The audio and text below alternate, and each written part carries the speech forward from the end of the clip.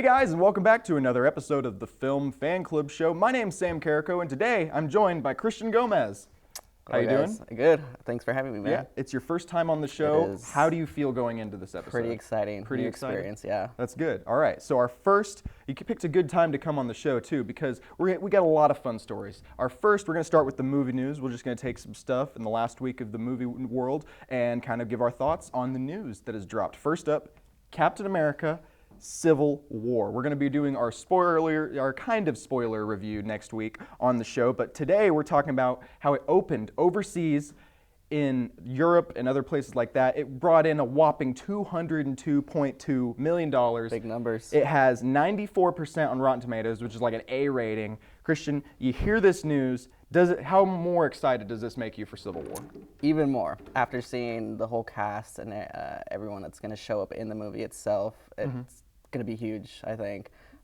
Might be even huger than Age of Ultron. It would be, yeah. I was reflecting last night. A year ago, we saw Age of Ultron. I do not remember the hype for Age of Ultron being as big as the hype for Civil War, because this is like, we've known Captain America and Tony Stark for several years now. So, I mean, do you think they're actually going to like kill each other maybe in this movie, or how do you think it's going to play out?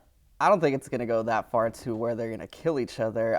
It's really interesting seeing them actually go against each other, though. The most interesting thing that for me was how I think they switched roles, because usually it was Captain America following rules, going by the books, and Tony Stark, Iron Man, he was doing his own thing.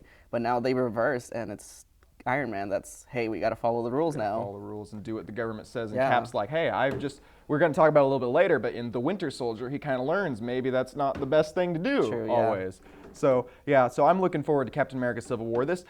Remember, Batman vs. Superman, the week before it came out, we were looking at Rotten Tomatoes, and it was like 40-something%. So we're like, this is going to be, but for Captain America Civil War, it's like, holy crap, this is 94%. Critics are loving this, and the audience is loving it too, based on the reaction from Europe. So, I mean, I think we're going to enjoy it. If you had to predict what you're going to give Civil War as a rating out of 10, what would you predict it as?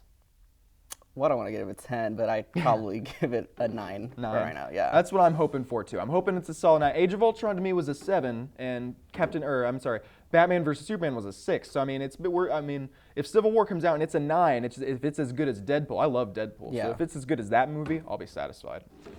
Let's move on. Our next topic today, the full trailer for the movie about Snowden, about Edward Snowden. It's just called Snowden. It stars Joseph Gordon Levitt. It is directed by Oliver Stone, who directed films like W and whatnot.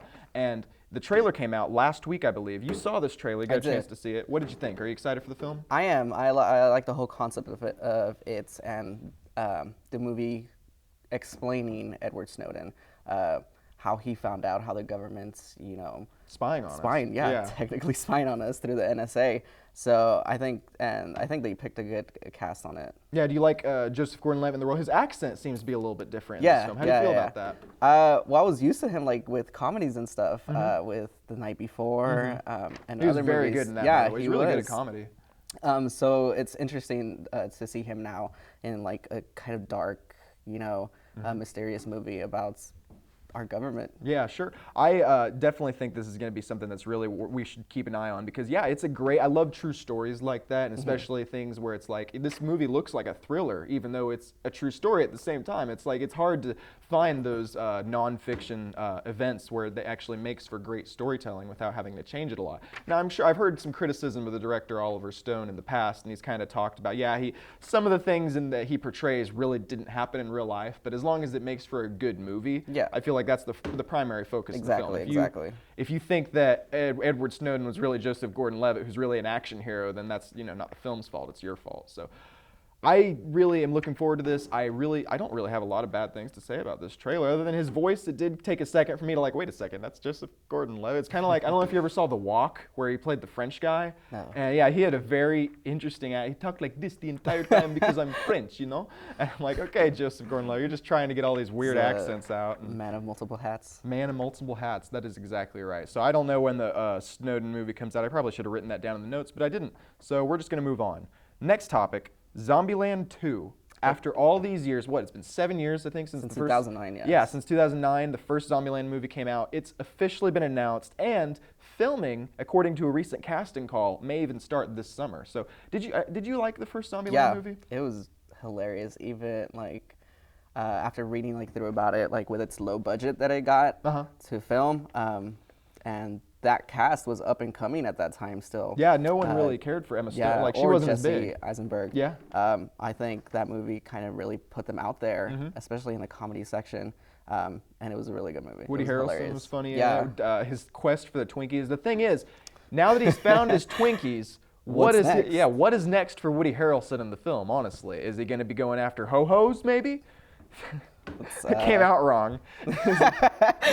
Woody Harrelson's always going after it is the him. ho-hos. Yeah, exactly, yeah. I don't know if you ever saw True Detective, but he definitely pulled off some ho-hos in that movie, or that show. It was a very good show.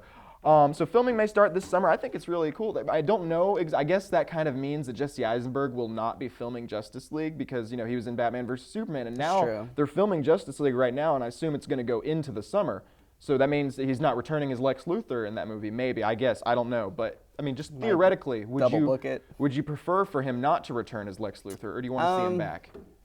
Fully, I don't think so. Maybe if he has like small parts in it, just because he isn't technically in prison, and if he has anything to do with the new villain that's coming up in Justice League, I wouldn't mind. Yeah, he definitely scenes in there foreshadowed to the dark side of the end of Batman vs. Superman. So it would be a little weird if they left him out. But at the same time, due to the fan backlash, I don't know how they're going to go with that. But it'll definitely be.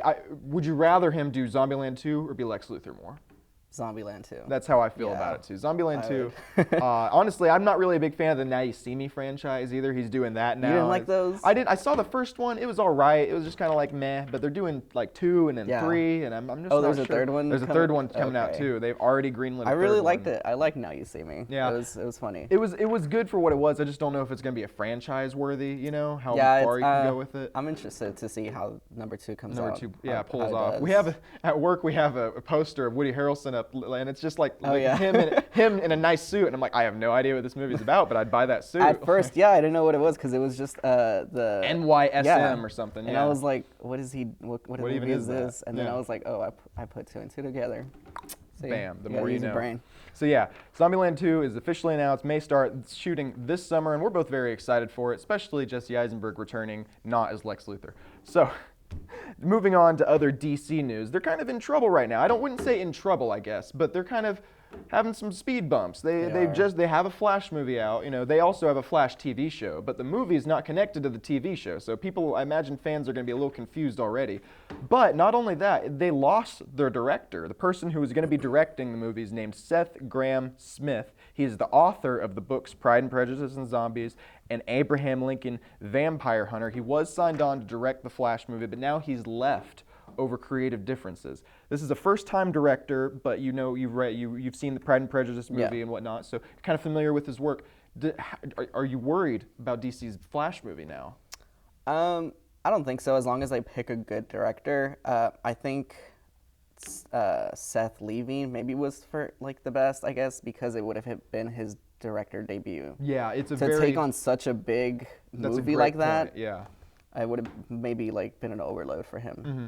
Yeah, I wonder if, because creative differences is such a blanket statement, or like an actress left because scheduling conflicts. It's like, that's such a blanket statement. You never know. Maybe in his head, Seth Grahame-Smith was like, do I really want to do this? You know, and like, I could see him maybe doing up for it. It's such a big franchise. Exactly. I didn't mind Pride and Prejudice and Zombies. I saw it and my reviews on this channel, and it was a pretty good film.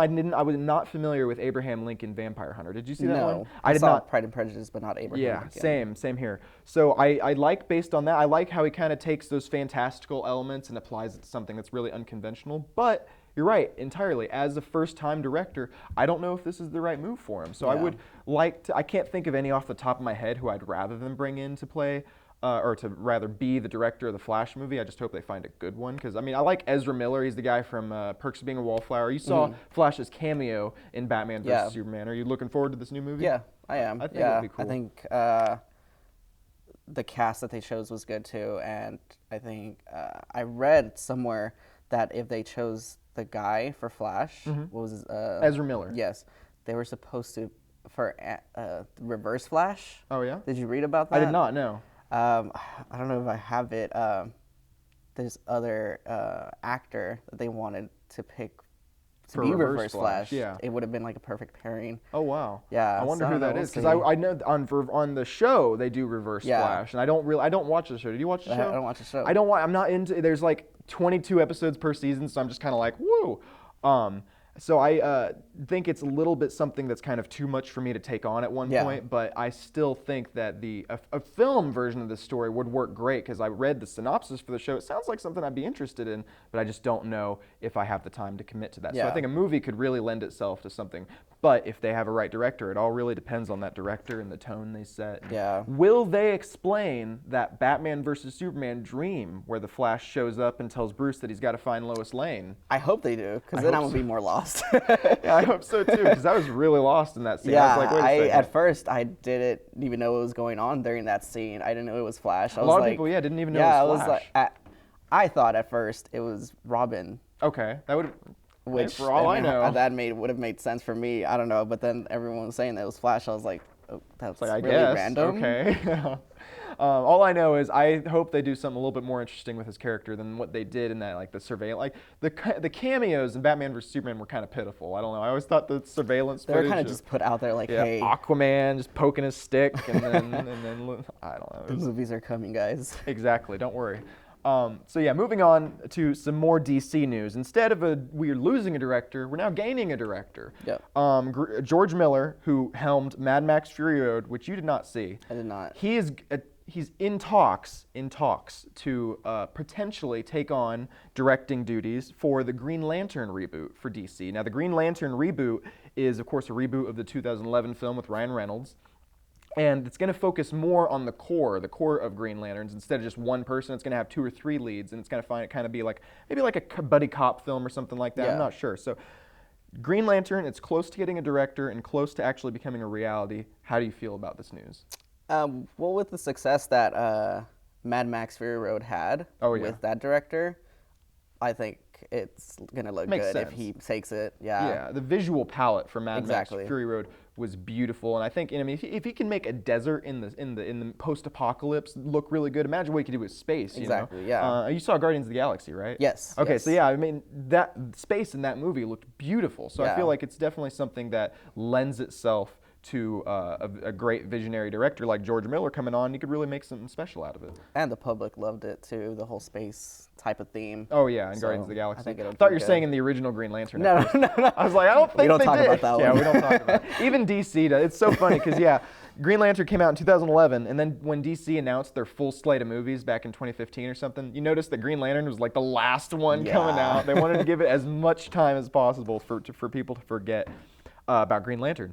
So I really think it's something. I really always thought the Green Lantern concept, the concept of this core of like from all over the galaxy of these people that are trying to protect the Earth, almost as if they are, some would say, guardians of the galaxy or something like that. But yeah, it's DC's alternate version of Guardians of the Galaxy, and I think it could really work out well. It's really it's a shame that the original film didn't work out as much, because I thought Ryan Reynolds actually was a good Green Lantern, but it didn't work out. The overall movie, they didn't execute it right. Yeah, they didn't have the good film to back it up. Exactly. So we're going to move on to another thing. It's almost like speed round, it feels like. Alicia Vikander, she's obviously from Ex Machina, Man from U.N.C.L.E., The Danish Girl. Danish Girl's a really good movie.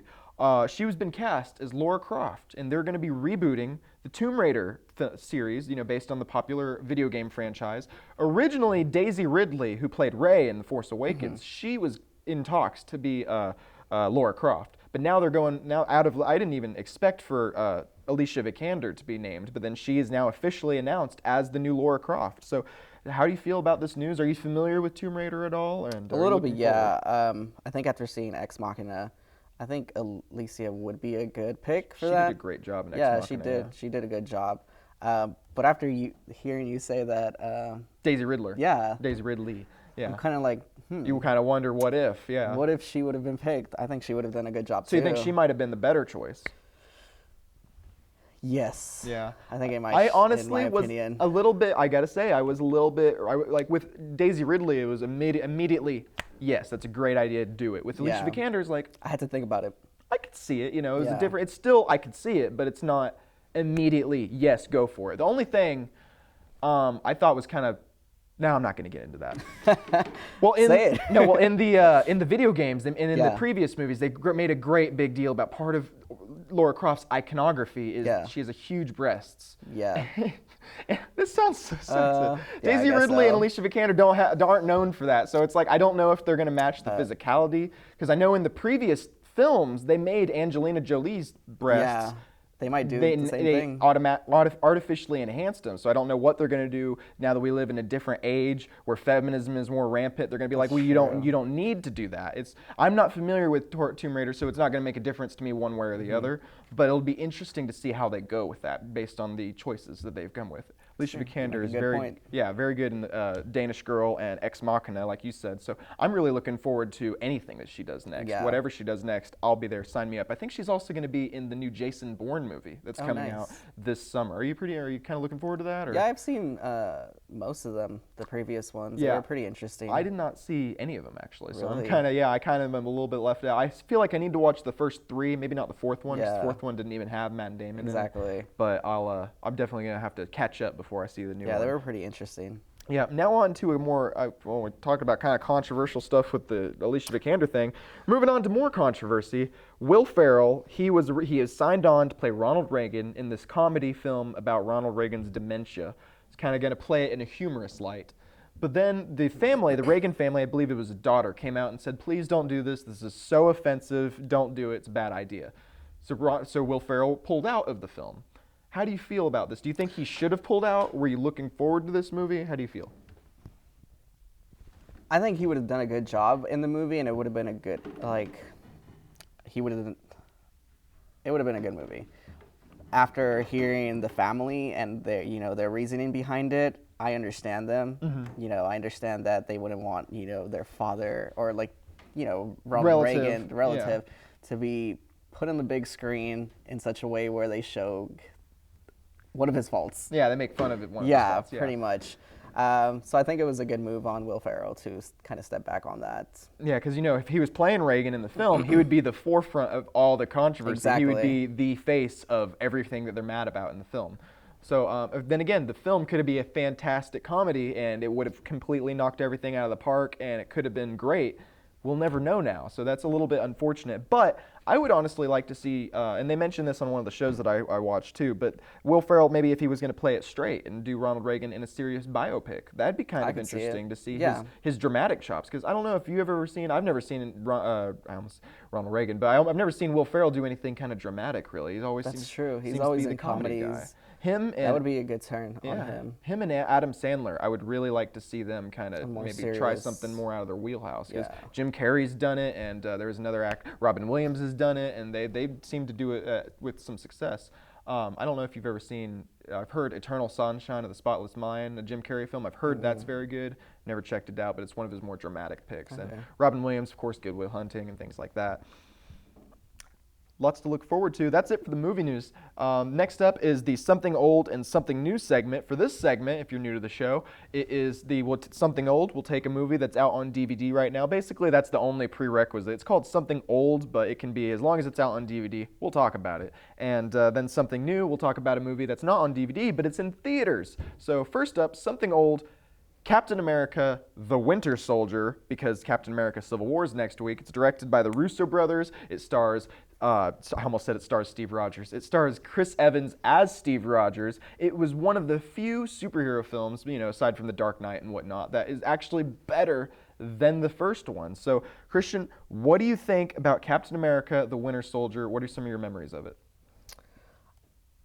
The whole Captain America not trusting, his own government and pretty much turning on him, and him trying to, get back his best friend. Yeah, that was his best friend from way back when. I think the whole storyline was great, and I think it's a good backstory for this upcoming movie to see him defend his friend against all his new friends. Yeah.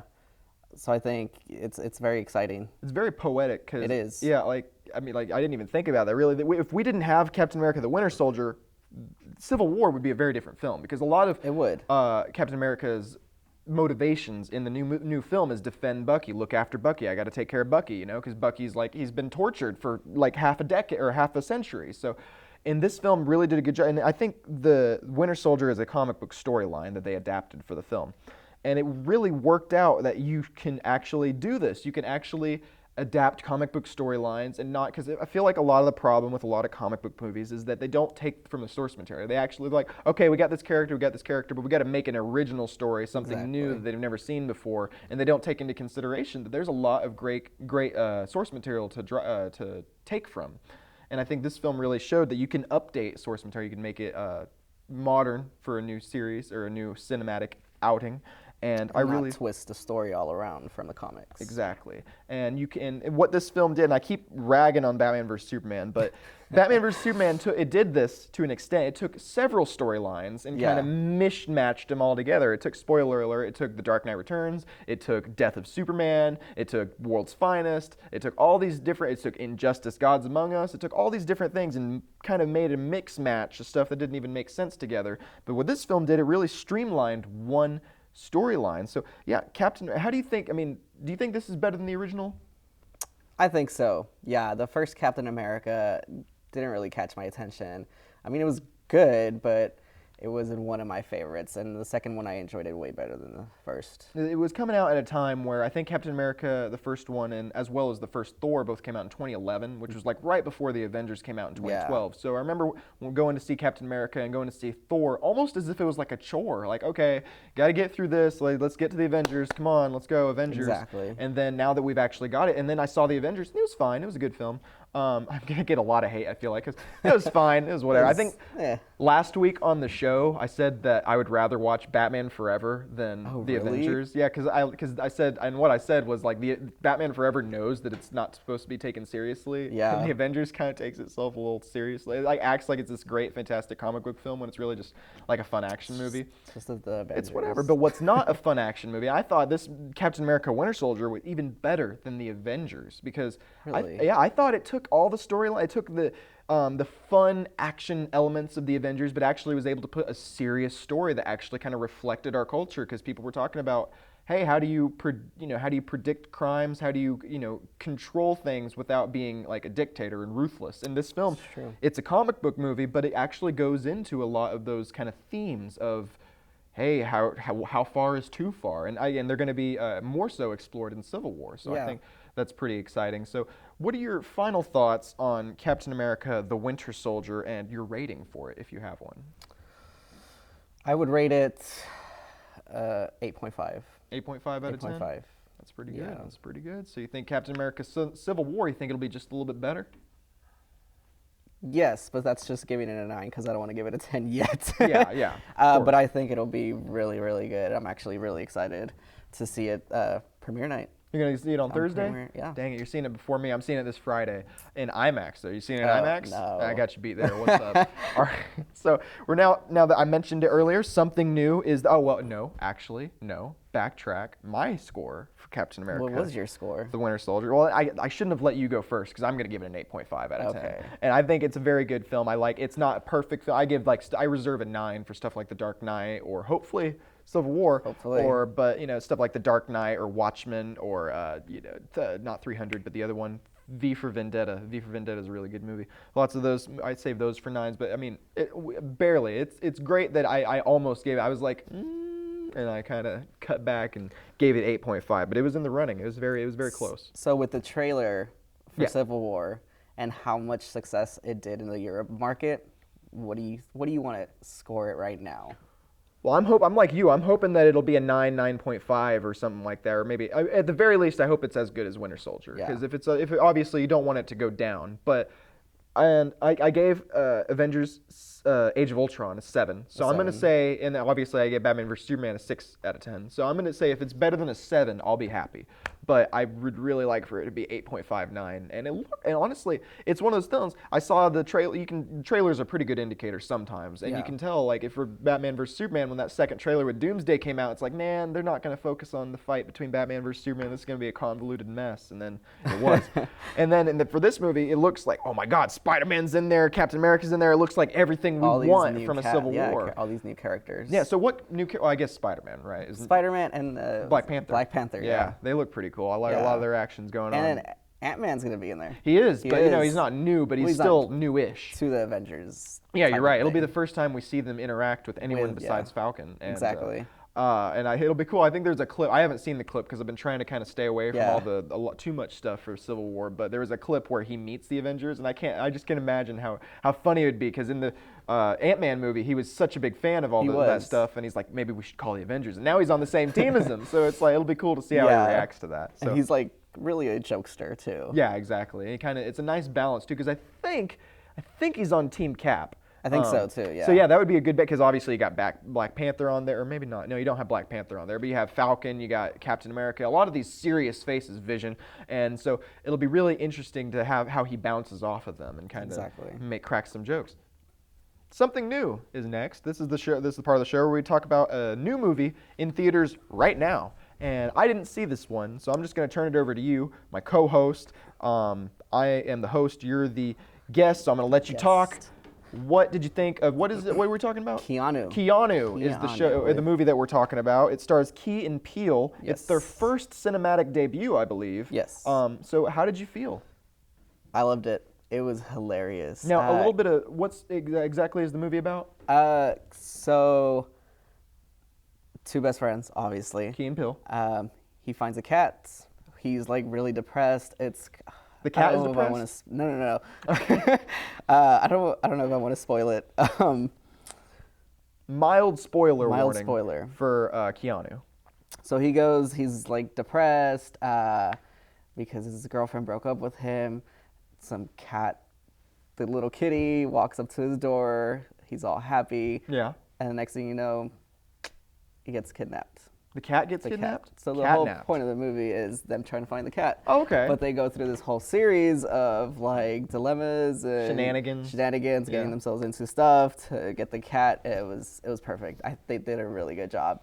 Even though Rotten Tomatoes, it only has a 76% right now. But that's a fresh rating. That's an approval rating. It's only been out for a week, so it was really good. The Key and Peele, perfect together. Yeah, were they able to take their comedic timing and their comedy chops from the television world to the film? Did that translate well? Yes, it did. It did very well, especially with they had Method Man in there. Oh, really? Yeah. He hasn't done anything for a while. He hasn't. No.